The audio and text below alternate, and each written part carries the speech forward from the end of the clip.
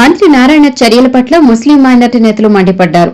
నెల్లూరు నగరంలో మన్సూర్ నగర్ వద్ద కాలువ ఆధునీకరణ పనులు మొదలుపెట్టారు. ఈ పనులలో భాగంగా కాలువ ఆనుకుని ఉన్న పేదల నివాసాలను నిర్దాక్షిణ్యంగా నేలకూల్చారు. ఫలితంగా ఆ ఇళ్లలో ఉన్న పేదలు రోడ్డును పడ్డారు. వారికి ఎలాంటి ఆశ్రయం కల్పించకుండా ఇళ్లు కూల్చడం పట్ల స్థానికులు ఆగ్రహానికి గురవుతున్నారు. ఈ నేపథ్యంలో స్థానిక వైసీపీ నేతలు అబ్దుల్ మస్తాన్, సమీర్ ఖాన్ ధ్వంసమైన ఇళ్లను పరిశీలించారు. బాధితులతో మాట్లాడి వారికి ధైర్యం చెప్పారు. ఈ సందర్భంగా అబ్దుల్ మస్తాన్ మీడియాతో మాట్లాడుతూ కాలువ నిర్మాణానికి ఎవరూ వ్యతిరేకం కాదన్నారు. కానీ అభివృద్ది పేరుతో పేదల ఇళ్లను ధ్వంసం చేయడం దారుణమని తప్పుపట్టారు. ఇళ్లు కోల్పోయిన ప్రతి కుటుంబానికి 25 లక్షల రూపాయల పరిహారం ఇవ్వాలని డిమాండ్ చేశారు. మన 42వ డివిజన్లో మన్సూర్ నగర్ ఆర్చ్ పక్కన కాలువ కట్టడం జరుగుతుంది. దానికి ఆనుకునే 5 ఇళ్లు జేసీపీ కొట్టడంతో 5 ఇళ్లు మొత్తం కోల్పోయినాయి. నారాయణ గారు పుణ్యం వల్ల ఏంటంటే నారాయణ గారు అభివృద్ధి అని ఒక ఉద్దేశంతో వచ్చారు. చాలా మంచి ఉద్దేశం. కానీ కాలువ కట్టాలంటే ఎలా కట్టాలా, ఎంత మార్జింగ్ రావాలా, ఈ మొత్తం చూసుకొని తోవాలా. మీరే చూశారు కదా సార్, 5 ఇళ్ళు మొత్తం కూలిపోయినాయంటే ఎంత కష్టపడుతున్నారు వాళ్ళు. కిచెన్తో సహా పడిపోయింది. వాళ్ళకి వంట చేయకుండా నిన్న రాత్రి రోడ్లో వాళ్ళు పడుకున్నారు. ఎందుకంటే పడుకునేదానికి కూడా మంచాలు లేవు, కుర్చీతో సహా మొత్తం ఈ కాలువలు పడిపోయినాయి. కానీ నారాయణ గారు మాత్రం ఈరోజు మార్నింగ్ 6-7 గంటలకు వస్తారని అక్కడ ఉన్న ప్రజలు ఎదురు చూస్తుంటే 5వ డివిజన్లో వెళ్ళి పింఛన్లు ఇచ్చుకుంటున్నారు నారాయణ గారు. అదే ఎలక్షన్లో ఉంటే ఇట్లాంటి సంఘటన జరగగానే వచ్చేస్తారు కదా. ఇంత కష్టపడుతుంటే ఇక్కడ రావాల్సిన నారాయణ గారు అక్కడ వెళ్ళారు. పింఛన్ ఇచ్చుకునేది ఎవరు ఇస్తారు పింఛన్లు? స్వచ్ఛాలయం ఉన్నారు కదా స్టాఫ్, వాళ్ళు ఇచ్చుకుంటారు. ఇంత కష్టాలు ఉంటే ఈయన నారాయణ గారు రాకుండా అక్కడ ఉన్నారంటే చాలా బాధాకర విషయం. అదే నారాయణ గారికి మేము డిమాండ్ చేస్తున్నాం. ఇక్కడ ఉన్న ప్రతి కుటుంబంకి 25 లక్షలు చెల్లించాలా. చెల్లించకపోతే ఇక్కడ ఉన్న ప్రజలు, వైఎస్ఆర్సీపీ వాళ్ళు, నాయకులు అందరూ ఇక్కడ ఉన్న ప్లేస్లో ధర్నా చేస్తాం. వాళ్ళకి న్యాయం చేయదాకా ఖచ్చితంగా పోరాడతాం. వైసీపీ నేత సమీర్ ఖాన్ మాట్లాడుతూ అభివృద్ది ఎలా చేయాలో అనిల్ను చూసి నేర్చుకోవాలని హితవు పలికారు. కూటమి ప్రభుత్వంలో అభివృద్ది పేరుతో విధ్వంసం జరుగుతోందని మండిపడ్డారు.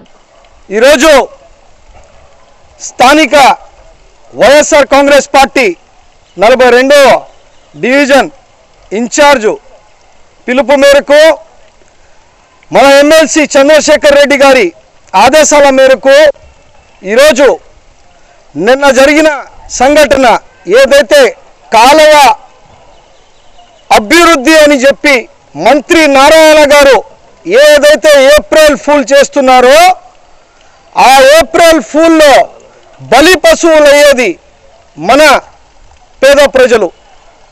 ఏదైతే కాలువ మీ పక్కన ఉన్న ఇల్లులు కింద పడి ఎంత నాశనం అయిందంటే వాళ్ళ జీవన ఆధారం పోయినట్టే.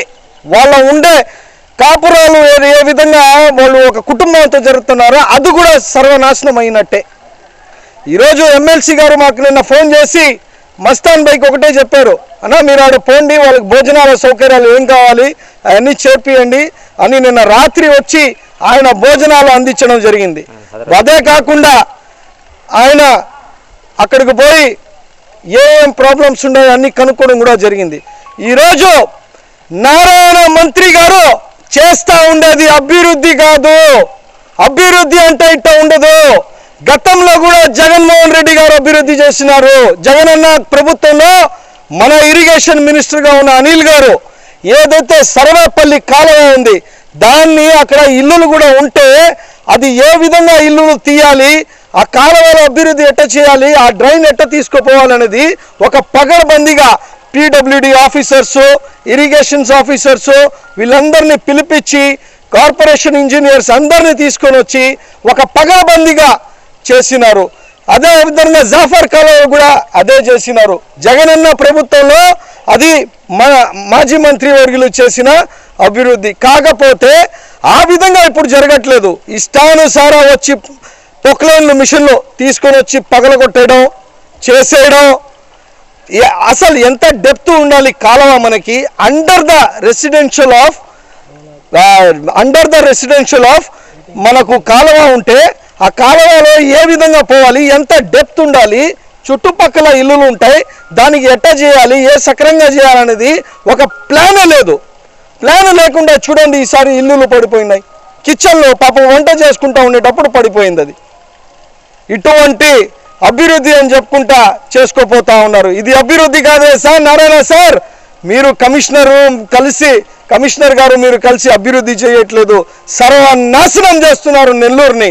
మీరు కమర్షియల్ కాంప్లెక్స్ దగ్గర ఉండే ఆ కమర్షియల్ కాంప్లెక్స్ని పగలగొడుతున్నారు. మీరు ఇంకో చోట ఇల్లులు ఎక్కడైతే కాలువల మీద ఉన్నాయో వాళ్ళకి ఇల్లులు చూపించకుండా, వాళ్ళకి కాంపోజిషన్ చేయకుండా, ఏమీ చేయకుండా మీరు వాళ్ళకి ఈ విధంగా 25,000 నిన్న ఇచ్చి మీరు రెంట్కి వెళ్ళిపోవాలంట. రెంట్కి ఎక్కడికి పోవాలబ్బా?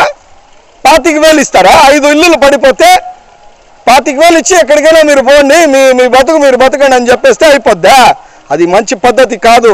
25 లక్షలు వాళ్ళకి ఇవ్వాలి. ఎవరైతే ఇల్లు 40 సంవత్సరాల నుంచి ఉండారో 25 లక్షలు వాళ్ళకి కాంపోజిషన్ ఇచ్చి, ఇంకా ఇల్లులు ఉండాయి ఈడ.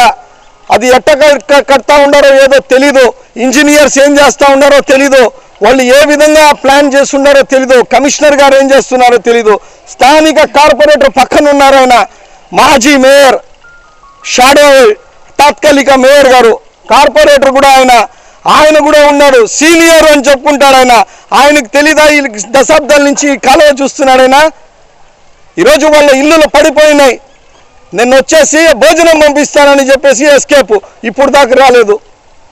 వీళ్ళ పరిస్థితి ఇట్టుంది.